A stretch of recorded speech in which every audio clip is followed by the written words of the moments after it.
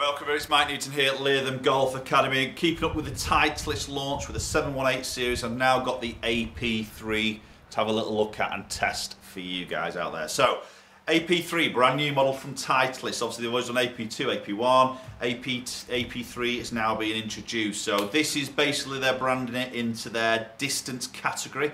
So 6 new irons from Titleist here, 3 are in the tour category, all forged heads. 3 in the distance category, non-forged. So this is a non-forged head, okay, but definitely seeing that look of the AP2 here, slightly bigger package here, but definitely, or what Titleist is saying, it's more ball speed, more distance, okay, but with shot stopping ability. Okay, so basically they're branding this as the player's distance iron. So maybe the guys who like AP2, like the look, like the sort of polished finish on it that you're going to get an AP3, but maybe just need that forgiveness and they want that few extra yards, but still want the control. This is what Titleist saying is going to be fit into there. And I think it'll be interesting to see once we look at it, obviously, but I think this sits in, from what they're saying, quite nicely into their range, because I always felt AP2 was obviously that tall look, that, you know, big loft there, the playability, the control, the soft, the feel, not really a distance club. Then you had AP1, which just was miles out there. You know, big chunky look, offset there, just very different look from AP2. It's a big jump for me, and I think this is just first instincts to get this out is it's a nice looking golf club. You know, the top edge isn't massively thick, a tiny little bit of offset there, bit of a longer blade length from heel to toe than AP2 here. But obviously that's going to give you that forgiveness. Now, bit of technology under the bonnet here. It's a hollow blade construction here, so this is going to help on ball speed here. Going to make the face as thin as probably the Titleist can make it. But also making a hollow construction makes ball speed come off faster. Okay, now this is a 7 iron. It's lofted at 31 degrees, so it is fairly strong there, but definitely not as strong as other brands out there. So, but Titleist are saying here that the spin number is still up there.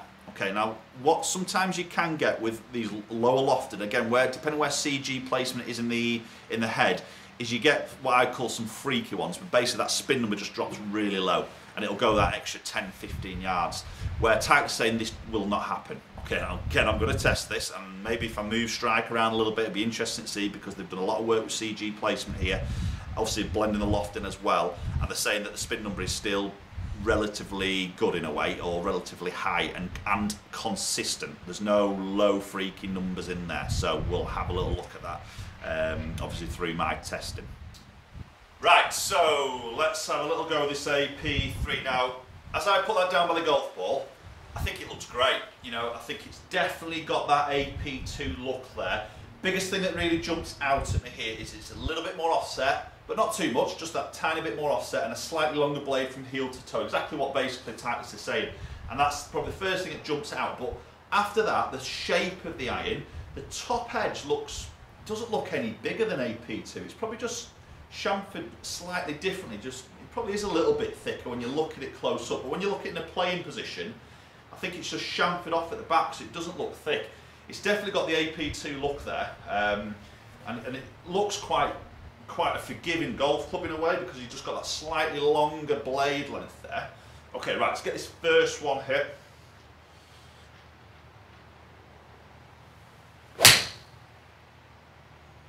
That felt really good. That's a high ball flight. Yeah, loft's 31 degrees. Yeah, that's getting out there. That's coming in at 180. Yeah, 186 carry there, so a little bit more distance than I was getting with AP2, as you'd expect. That slightly stronger loft. Maybe that little bit more ball speed. We'll have a little look at that. I think first thing that was very different there was the sound. Sound and the feel. Obviously this is non-forged, AP2 is forged. Definitely that sound was a little bit louder than AP2. A little bit more of a explosive sort of sound there, but obviously not too loud there, but definitely louder than AP2.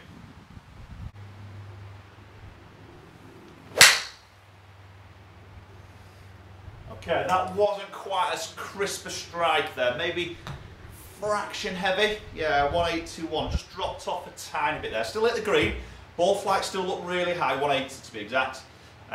Spin number just over 5,000 there, so a little bit lower on the spin number than AP2, as you'd probably expect with that loft difference there, but definitely not too low, I would probably say. I mean, I think when you lose a loft in terms of 31 degrees, it's always hard to keep the spin number up. Now, I'm generally a lower spin number sort of guy anyway, so it's always a struggle for me to keep my spin number up higher than maybe other people.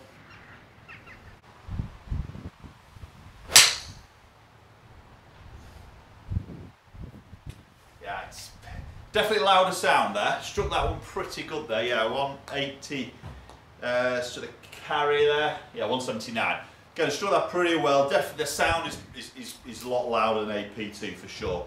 But I think the look of it is I'm quite impressed with the look there. I definitely see how that would sit into the range and how that will appeal to a lot of golfers. Maybe guys who want AP2 possibly aren't quite good enough for it, but they want that beautiful look there, but they want that bit of forgiveness, they want that bit of distance, that bit of speed there. I think this is going to give them that those options basically. Right, let's hit the last one with this, then we'll go and have a look at some numbers. I'll try and finish on a good one.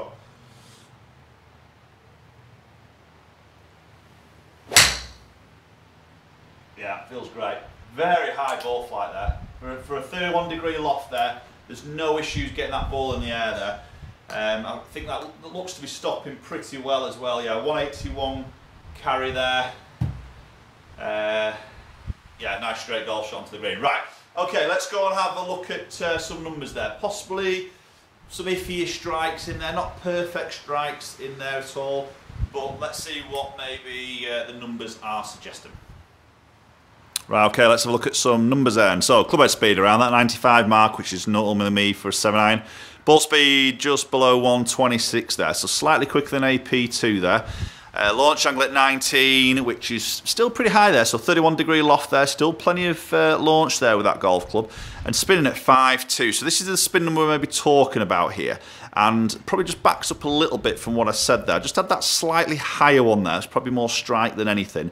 We see the others are 5,000, 5,000, just under 5, so there's no real low one. Sometimes what you see with a lot of the other brands is maybe because of CG placement is, and obviously there's lofts as well, is you get some really like probably 4,500, you know, sometimes less than that with a 7-iron, which is really, really low. Now, as I say, I'm always a low spinner category, you know, with any sort of golf club. I always struggle to get my spin up to that sort of 7,000 mark for a 7-iron. You know, if I get it in the 6,000s, it's spinning quite a lot for me. But really, from the height of it, you can see 38 yards and its peak height. It's pretty high on its ball flight there. So I know the stopping power is going to come because it's going to land a lot softer than maybe more trying to get spin up, really. Because obviously, if I get spin up too high and then it launches at the same sort of trajectory with a higher spin, then it's just going to peak out even higher. It's going to stall more in the top of its ball flight. And obviously suffer a little bit when it's windy as well. So average and carry there at 181. Like I said, maybe there weren't the crispest of strikes there from me, but maybe expect to get a little bit more out there. Maybe ball speed just sneak up a tiny little bit more there. But yeah, it's been some good numbers there.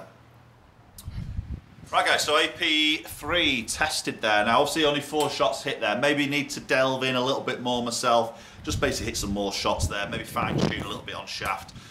Maybe just to try and work on those numbers. As I say, maybe not some of the purest of strikes there for myself, but that's more me, you know.